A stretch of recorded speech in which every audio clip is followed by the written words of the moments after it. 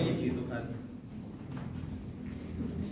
Tadinya saya mau menyusun khotbah dalam bahasa Inggris, tapi saya juga masih banyak kekurangan, jadi saya tetap menggunakan bahasa Indonesia.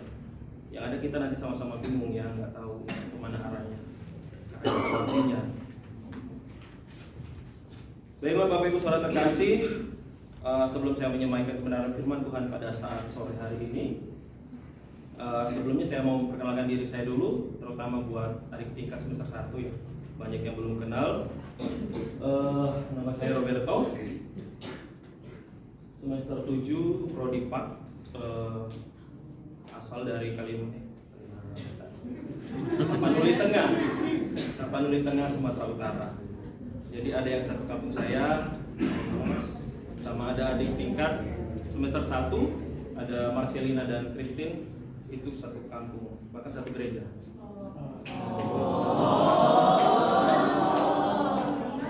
Mungkin demikian saja perkenalan dari saya. Baiklah Bapak Ibu Saudara terkasih, pada saat sore hari ini, karena sudah jam 2, kita sebutnya sore saja ya, kita akan sama-sama membacakan firman Tuhan yang terambil dari Kolose 3 ayat 5 sampai 17.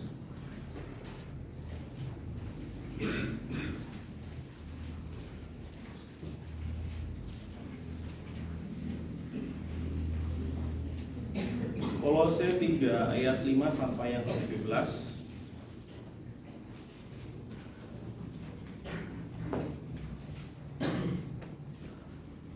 Kita akan membacakan ayat demi ayat firman Tuhan ini secara bergantian. Di ayat yang ke-5 dibacakan oleh saya sendiri. Kemudian ayat yang ke-6 dibacakan oleh Bapak Ibu Saudara terkasih. Kemudian di ayat yang ke-17 kita sama-sama membacakan. Kolose 3 ayat 5 sampai yang ke-17 dengan perikop manusia baru. Karena itu matikanlah dalam dirimu segala sesuatu yang duniawi, yaitu percabulan, kenajisan, hawa nafsu, nafsu jahat, dan juga keserakahan yang sama dengan penyembahan berhala. Semua itu mendatangkan murka Allah atas orang-orang durhaka. Dahulu kamu juga melakukan hal-hal itu ketika kamu hidup di dalamnya. Tetapi sekarang buanglah semuanya itu, Yaitu marah, geram, kejahatan, fitnah, dan kata-kata kotor yang keluar dari mulutmu. Jangan lagi kamu saling mendustai, karena kamu telah menanggalkan manusia lama serta kelakuannya, dan telah mengenakan manusia baru yang terus-menerus diperbaharui untuk memperoleh pengetahuan yang benar menurut gambar Khaliknya. Dalam hal ini tiada lagi orang Yunani atau orang Yahudi, orang bersunat atau orang tak bersunat, orang barbar atau orang Skit, budak atau orang merdeka, tetapi Kristus adalah semua dan di dalam segala sesuatu. Karena itu sebagai orang-orang pilihan Allah yang dikuduskan dan dikasihi, kenakanlah belas kasihan, kemurahan, kerendahan hati, kelemah lembutan, dan kesabaran. Sabarlah kamu seorang terhadap yang lain, dan ampunilah seorang akan yang lain. Apabila yang seorang menaruh dendam terhadap yang lain, sama seperti Tuhan telah mengampuni kamu, kamu perbuat jugalah demikian. Dan di atas semuanya itu, kenakanlah kasih sebagai pengikat yang mempersatukan dan menyempurnakan. Hendaklah damai sejahtera Kristus memerintah dalam hatimu, karena untuk itulah kamu telah dipanggil menjadi satu tubuh, dan bersyukurlah. Hendaklah perkataan Kristus diam dalam segala kekayaannya antara kamu, sehingga kamu dengan segala hikmat mengajar dan menegur seorang sama lain, dan sambil menyanyikan mazmur dan puji-pujian dan nyanyian rohani, kamu mengucap syukur kepada Allah dalam hatimu. Baik, 17 kita sama-sama. Dan segala sesuatu yang kamu lakukan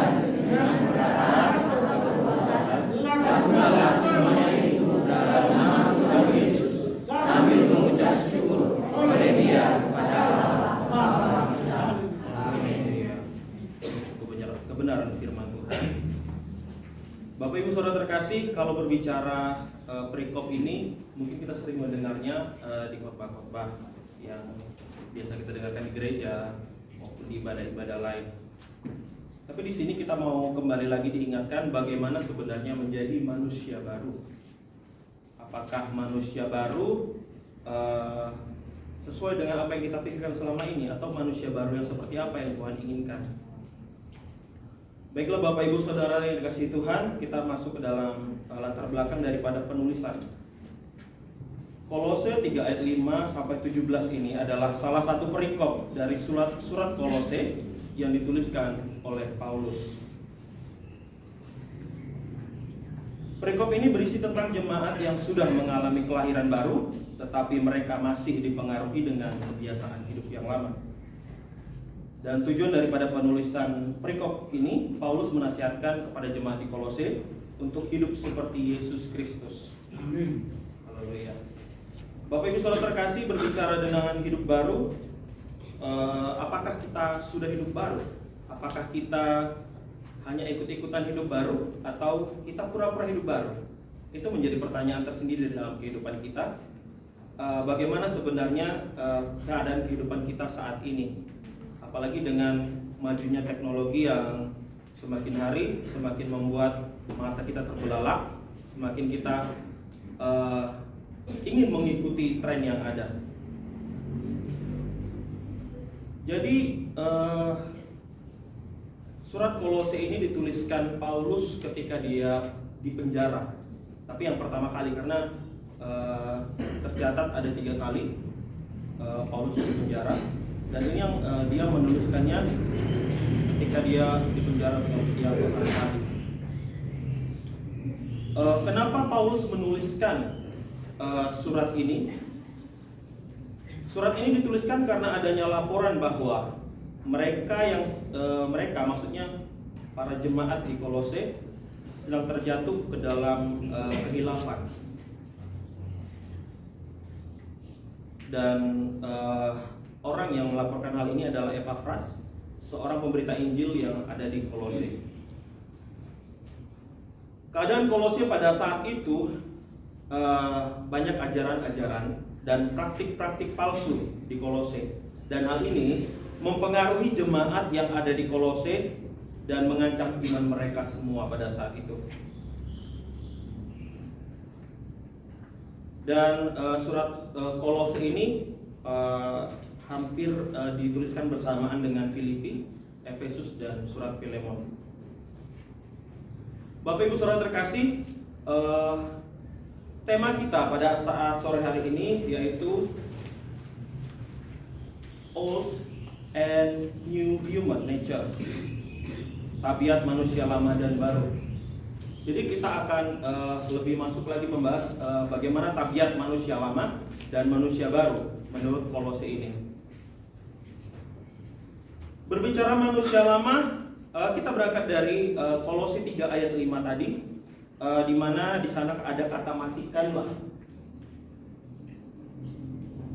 Kata matikanlah di dalam Kolose 3 ayat yang kelima ini berasal dari kata kerja nekrosate, yang secara harfiah memang bernada kuat dan dapat diartikan membuat mati atau mematikan.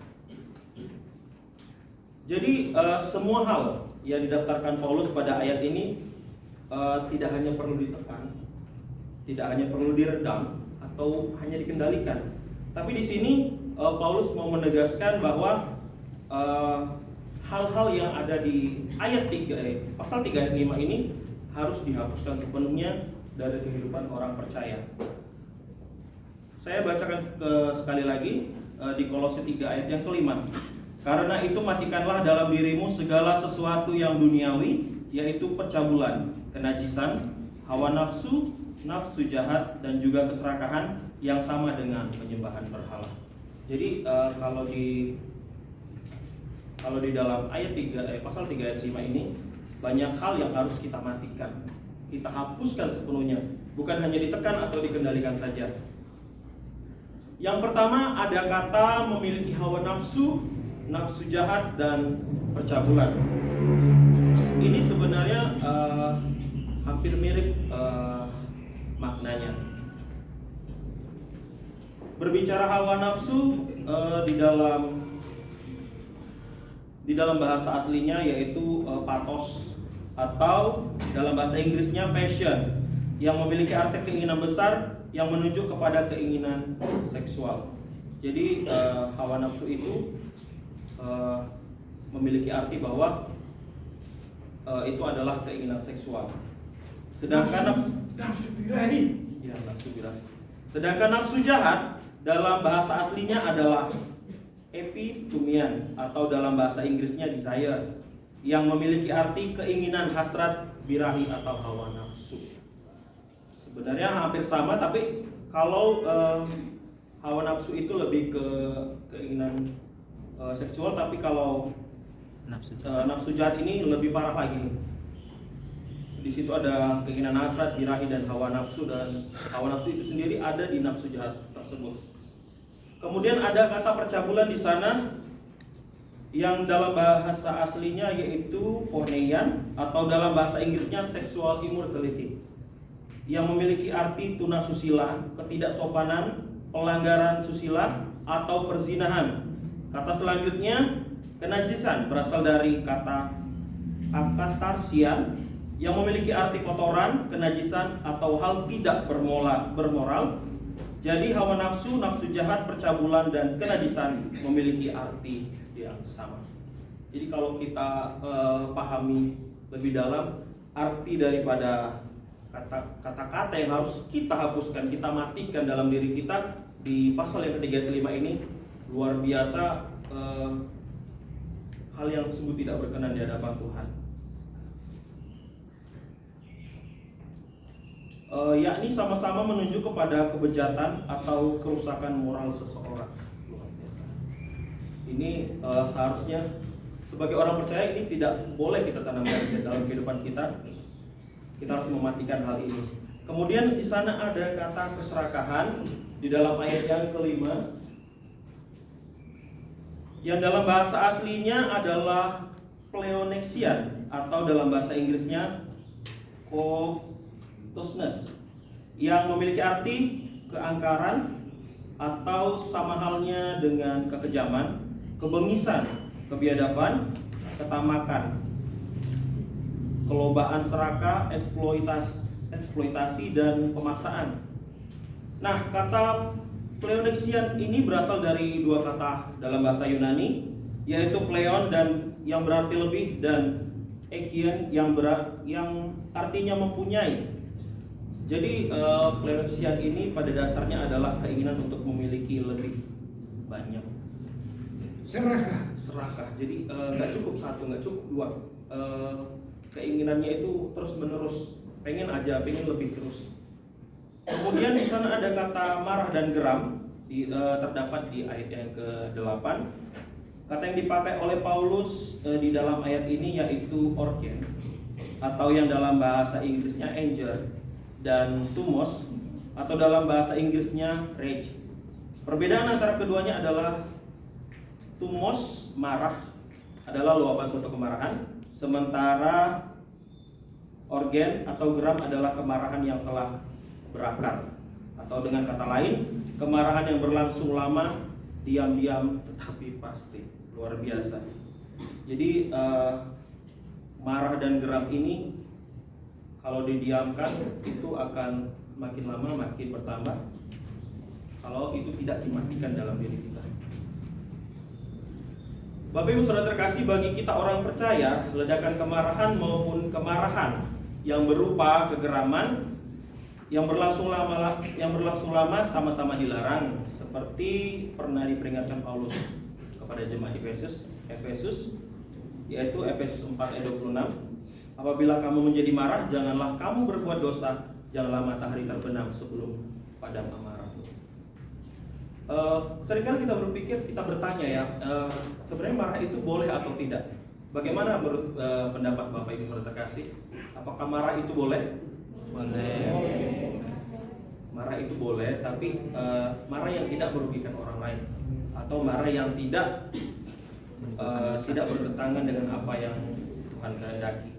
Seringkali kita marah marahnya kelewatan, terus marahnya berhari-hari, itu tidak diperkenankan. Berlarut-larut. Iya, berlarut-larut. Kemudian berbuat jahat atau kebencian, terdapat di dalam ayat yang ke-8, yang dalam bahasa Yunani menggunakan kata kakian.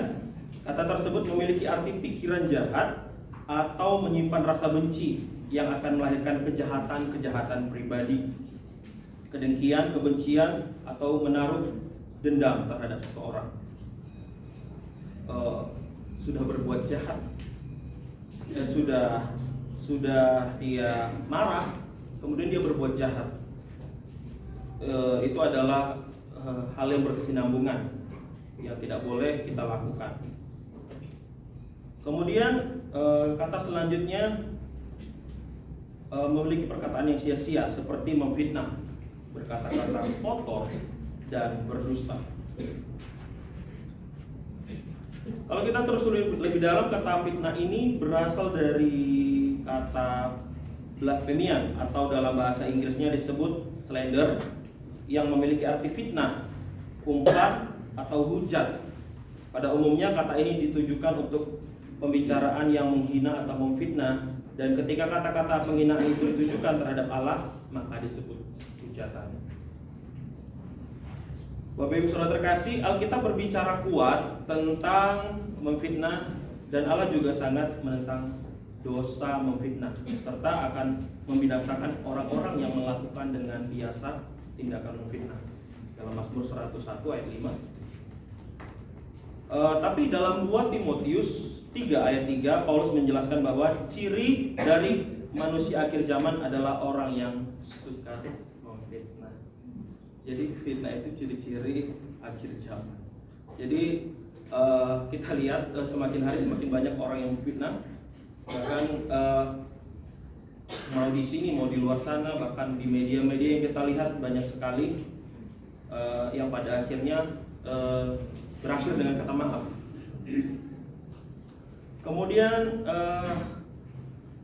berkata-kata kotor, dalam bahasa aslinya aiskologian, atau dalam bahasa Inggrisnya disebut foul language, yang memiliki arti kecurangan, pelanggaran dalam berkata-kata, dan dapat pula berarti bahasa cabul. Sedangkan pendusta dalam bahasa Yunani memakai kata pseudeste, atau dalam bahasa Inggris disebut dulai, dan memiliki arti dusta atau bohong.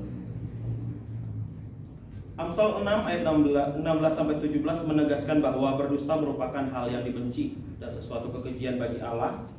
Orang percaya harus mematikan dusta dalam hidupnya, sebab tindakan tersebut mendatangkan murka Allah, dalam Kolose 3 ayat 9 yang sudah kita bacakan tadi, dan mencirikan bahwa orang tersebut masih manusia lama. Nah, Bapak Ibu Saudara terkasih, itu adalah melambangkan manusia lama, dan itulah yang seharusnya kita lepaskan, kita matikan dalam diri kita. Sekarang kita akan masuk ke dalam manusia baru. Manusia baru terdapat di ayat yang 10. Saya akan membacakannya untuk kita semua. Dan telah mengenakan manusia baru, dan terus-menerus diperbarui untuk memperoleh pengetahuan yang benar menurut gambar haliknya.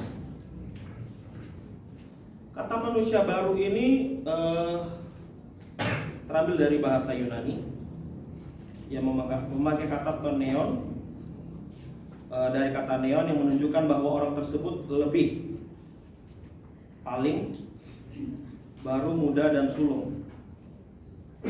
Bapak Ibu Saudara terkasih, ketika manusia terlahir baru, hidupnya adalah hidup yang menyenangkan Allah, bukan lagi melakukan hal-hal yang dilakukan ketika dia hidup dalam manusia lamanya.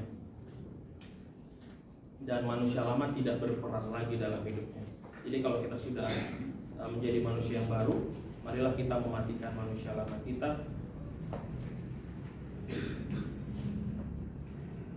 Ketika orang percaya menerima kebangkitan Kristus, olehnya kita dibangkitkan kepada hidup yang baru, yang selaras dengan kebenaran Allah.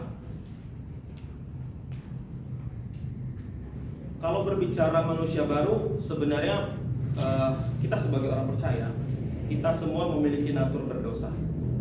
kita semua sudah berdosa dari manusia pertama.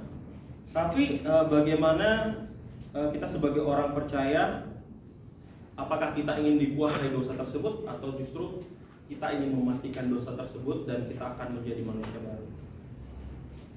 Baiklah Bapak Ibu Saudara terkasih, ada 3 poin yang akan kita sama-sama bahas pada sore hari ini.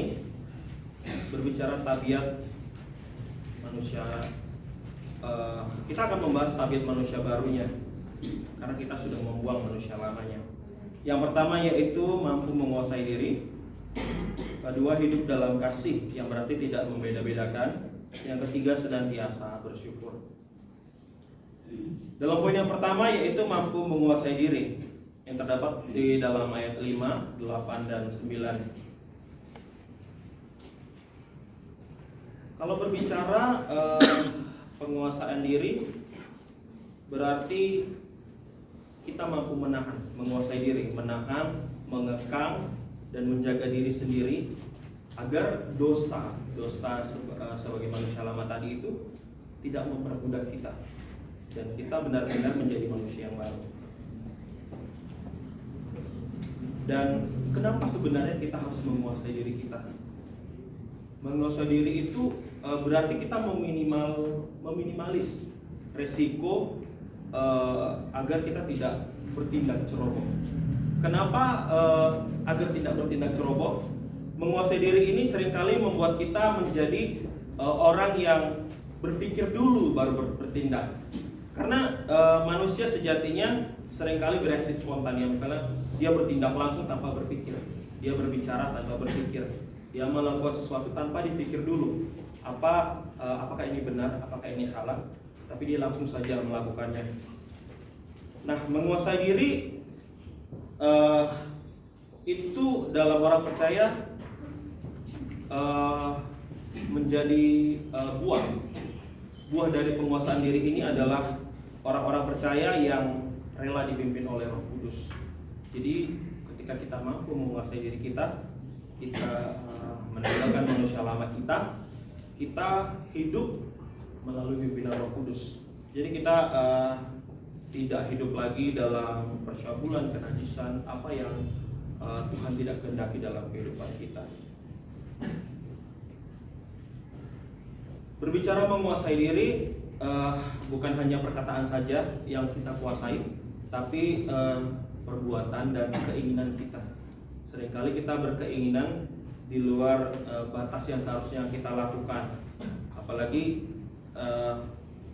kita melakukan hal-hal yang tidak berkenan, yang tidak layak di hadapan Tuhan. Nah, berbicara menguasai diri,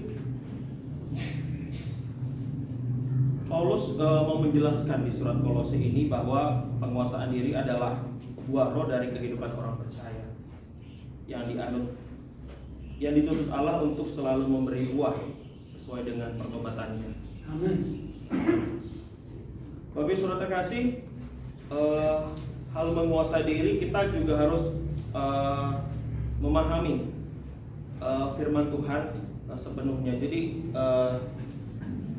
kita tidak hanya memahami sedikit, maksudnya tidak hanya memahami sebatas-sebatas apa yang kita pahami, tapi kita mau belajar terus-menerus agar semakin hari kita dapat menguasai diri kita. Di poin yang kedua, hidup dalam kasih dan yang berarti tidak membeda-bedakan.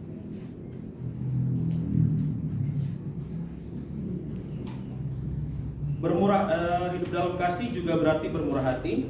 Kemurahan berasal dari bahasa Yunani yaitu krestoteta, yang memiliki arti kebaikan, kemurahan, belas kasihan, dan apa yang benar. Sementara dalam bahasa Inggrisnya, istilah ini disebut juga dengan kindness, yang memiliki arti paling ramah.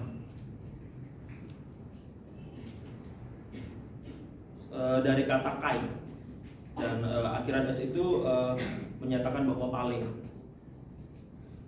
Kemurahan adalah kata yang indah untuk suatu kualitas yang cantik, semacam kebaikan yang diterapkan Yesus terhadap perempuan berdosa yang menuangkan minyak di kakinya. Terdapat dalam Lukas 7 ayat 37 ayat sampai yang ke-50. Bahkan di dalam kisah hidup Yesus, Tuhan Yesus sendiri, Tuhan Yesus tidak pernah membeda-bedakan orang yang diajar, mau itu orang yang sakit kusta, mau dia menyembuhkan siapa, mau dia bertemu dengan perempuan sundal, mau dia bertemu dengan perempuannya pada saat itu dia bertemu dengan perempuan Samaria di sumur Yakub yang pada kisahnya sebenarnya dia tidak memiliki suami, tapi ternyata yang kelima itu pun bukan suaminya. Tapi Tuhan tidak membeda-bedakan hal itu. Tuhan tetap memberikan belas kasih kepada semua umatnya. Bapak Ibu Saudara terkasih, kalau kita berbicara dengan hidup dalam kasih, di dalam ayat yang ke-12 dinyatakan hidup di dalam kasih juga berarti rendah hati dan lemah lembut. Karena itu sebagai orang-orang pilihan Allah yang dikuduskan dan dikasihinya, kenakanlah belas kasihan, kemurahan, kerendahan hati, kelemah lembutan dan kesabaran. Kemudian di ayat yang ke-13, hidup di dalam kasih juga berarti mengampuni. Sabarlah kamu seorang terhadap yang lain, dan ampunlah seseorang akan yang lain apabila seseorang menaruh dendam terhadap yang lain, sama seperti Tuhan telah mengampuni kamu berbuat jugalah demikian. Jadi berbicara rendah hati itu tidak hanya berbicara sabar, tapi di sana juga terdapat hal mengampuni.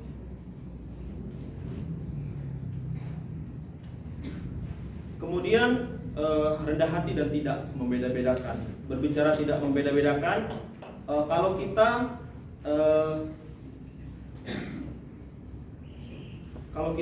mengawali dari perjanjian lama pada saat itu, bahkan di perjanjian baru juga terdapat tembok pemisah antara orang Yunani dan non Yunani. Orang Skit yang dikiaskan sebagai orang biadab yang melakukan teror terhadap dunia, dan kekejamannya yang sama seperti binatang. Kemudian terdapat juga pemisahan antara budak dan orang merdeka.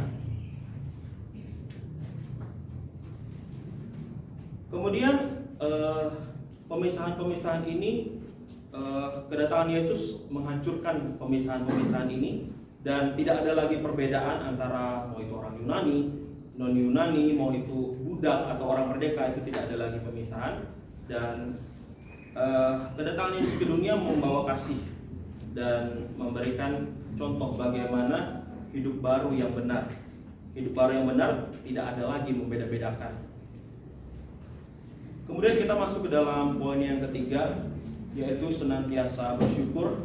Ini terdapat di dalam ayat 15 sampai yang ke-17.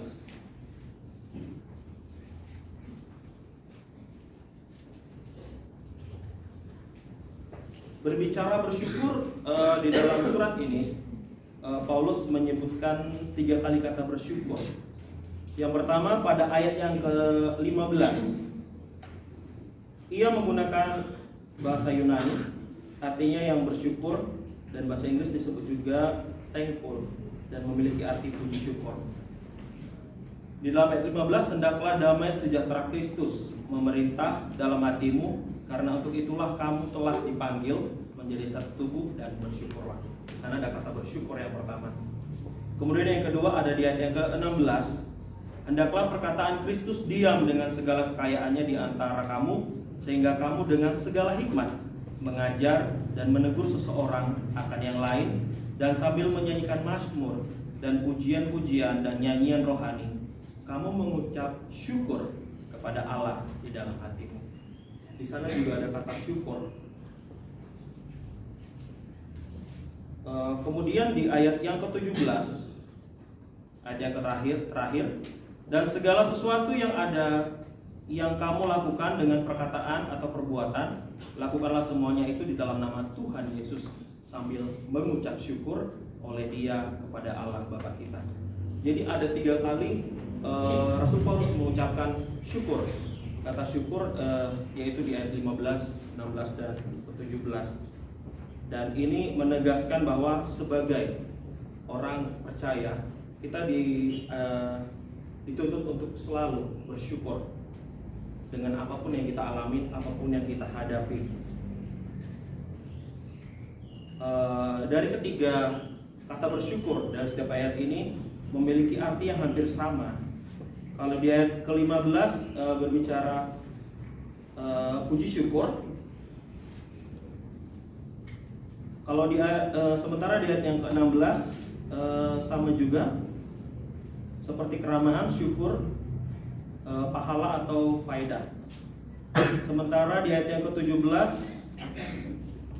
ini memberikan arti pemberian terima kasih. Jadi ketiga kata syukur ini memiliki arti yang sebenarnya sama. Dan Rasul Paulus menempatkan kata syukur ini di ayat terakhir, yaitu 15, 16, 17, agar hidup kita selain kita menanggalkan manusia lama dan menjadi manusia baru, kita juga harus terus bersyukur atas apa yang Tuhan berikan dalam hidup kita. Dan kita bersyukur bahwa kita sudah menjadi manusia yang baru. Ada amin? Amin. Jadi Bapak Ibu Saudara terkasih, menjadi manusia baru tidak semudah yang kita pikirkan, tidak semudah yang kita bayangkan. Tapi di sini Rasul Paulus mau menegaskan kepada kita semua bagaimana menjadi manusia baru dan hidup sesuai apa yang Tuhan kehendaki. Bapak Ibu Saudara terkasih, kesimpulan dari firman Tuhan pada saat sore hari ini yaitu manusia baru harus selalu memiliki penguasaan diri, hidup dalam kasih, dan memiliki karakter senantiasa bersyukur. Dan aplikasinya dalam kehidupan kita sebagai orang percaya, marilah kita senantiasa hidup dalam kebaruan yang sejati dengan menanggalkan manusia lama dan mengenakan manusia baru. Amin. Biarlah kiranya firman Tuhan sore hari ini memberkati kita semua dan kita menjadi orang-orang pilihan, orang-orang yang Tuhan tetapkan untuk menjadi manusia baru, tetap baru, dan meninggalkan kebiasaan buruk kita sebagai manusia lama. Demikianlah firman Tuhan bagi kita semua pada saat sore hari ini. Kita sama-sama berdoa.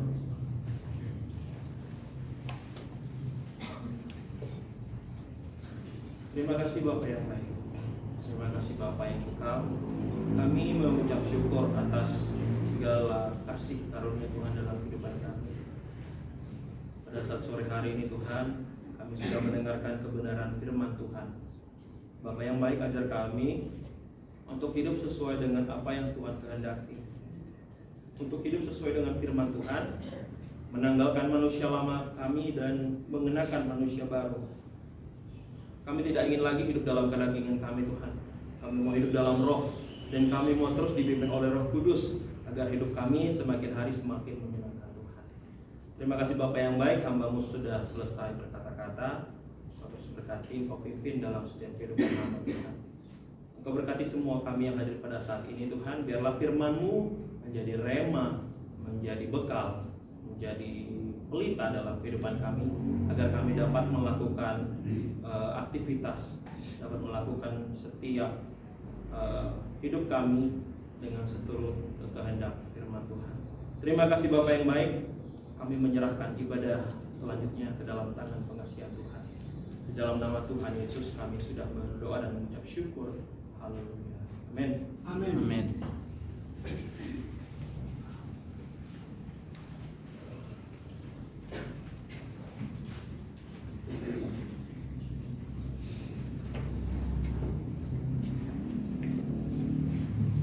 Amen to the word of God. Amen. Praise the name of God. Let's stand together. Langsung tampilkan.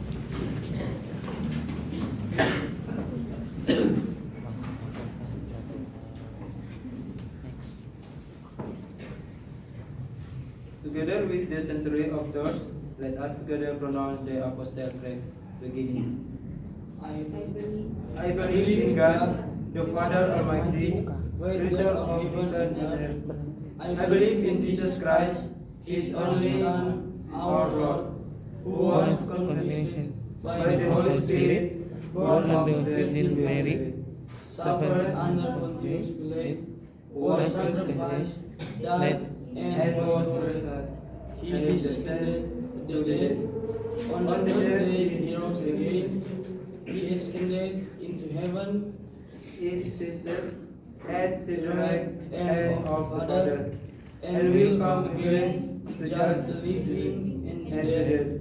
I believe in the Holy Spirit, universal and apostolic church, the communion of saints, the forgiveness of sins, the resurrection of the body, and the life everlasting.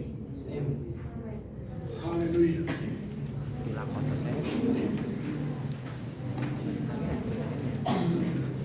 We will recollect the best offering of God to those on nativity.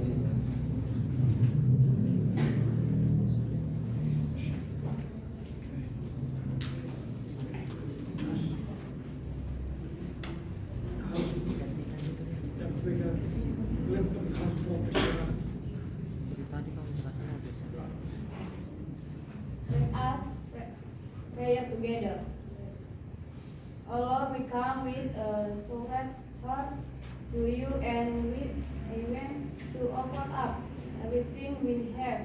We have known that there is nothing we have that doesn't come from you. We ask, then you guide and bless us in everything we done and direct us to the right path.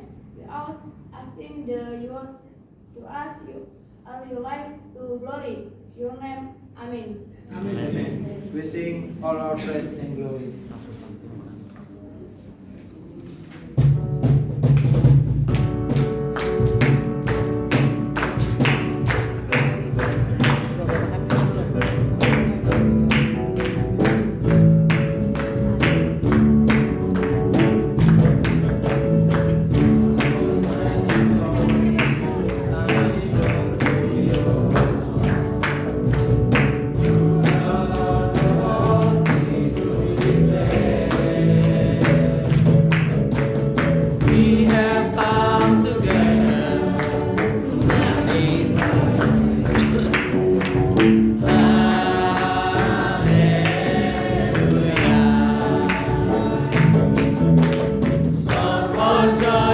Hallelujah.